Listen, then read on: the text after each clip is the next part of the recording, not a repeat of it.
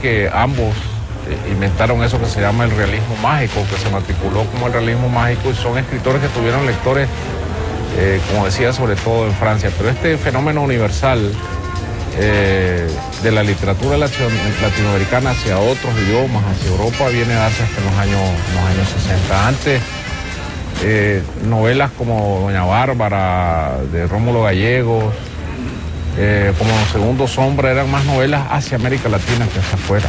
Si bien eran muy disímiles los que estaban escribiendo, había una especie de empatía entre ellos, muy interesante, una solidaridad, un compañerismo. Después, por ejemplo, Vargas Llosa se fue apartando de toda esa simpatía de izquierdas que tenían todos. Y bueno, cada uno fue haciendo cada vez más y teniendo fama por su lado. Pero ese momento de agrupación que también sucede en Barcelona. Barcelona se había convertido un poco en el centro del boom, quizá porque allí vivía Carmen Balcells, que fue la gran agente literaria que le dio un impulso a este movimiento. Y lo interesante para mí es cómo encaran el lenguaje, cómo encaran la literatura desde otro ángulo. Empiezan a hablar desde otro lugar, un poco partiendo de las propuestas de Carpentier de lo real maravilloso. Esa es la línea García Márquez, digamos. Pero otra tenía la línea... Cortázar era un hombre mucho más cercano a la patafísica, sería la línea Macedonio Fernández, una línea más argentina, más, digamos, de tierras frías. Hay un boom de montaña, que es el de Vargas Llosa, hay un boom de trópico, que es el de Gabo, hay un boom de la metrópolis, de aquello que casi no tenía literatura metropolitana, que es Carlos Fuentes y México, ¿no? México, Carlos hace una literatura urbana muy interesante, y esta polifonía, él crea esa polifonía. Es que cada uno van creando su propio estilo, pero hay un ambiente, hay una especie de conjunción de alma que a mí me parece muy interesante entre ellos, y además podría decir que cambian el paradigma. Se ha hablado mucho de los cambios de paradigma, no desde Prigogine.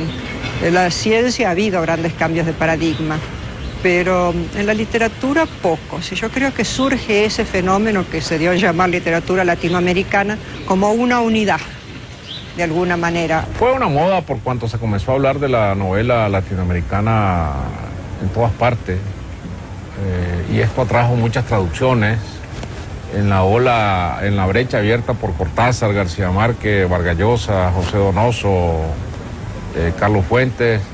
Por ese boquete se fueron muchos que nunca valieron la pena como escritores, pero eso así es, ¿no? En el boom, porque fue un boom comercial. Entonces las editoriales compraban cualquier cosa que viniera de América Latina, en Alemania, en Francia, en Italia, ya no se diga en España. Pero cuando estas grandes tempestades se producen, uno tiene que ver lo que quedó allí sobre la arena, ¿no? Una vez que la tempestad pasó.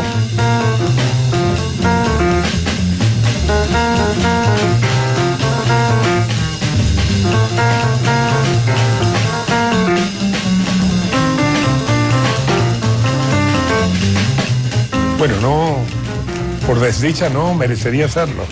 Hay otros argentinos muy famosos, Carlos Gardel, por ejemplo, Eva Perón, por ejemplo, Maradona, desdichadamente, tiene más fama que Cortázar, Borges probablemente sea más conocido universalmente que Cortázar, pero Cortázar está entre los argentinos más ilustres, más ricos, más dignos y sobre todo, uno de los hombres con mayor calidad humana que la Argentina tuvo. Un gran defensor de los derechos humanos y un escritor brillantísimo, un innovador de la literatura.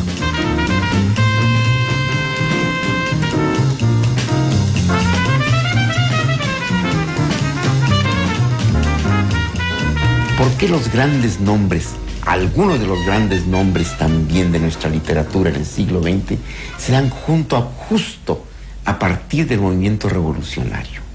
Piensa simplemente en Vasconcelos, en Azuela, en Martín Luis Guzmán, etc. Entonces, tal parece que la literatura tiene que ver con los momentos críticos que se viven en los pueblos, en las ciudades y quizá en el planeta mismo.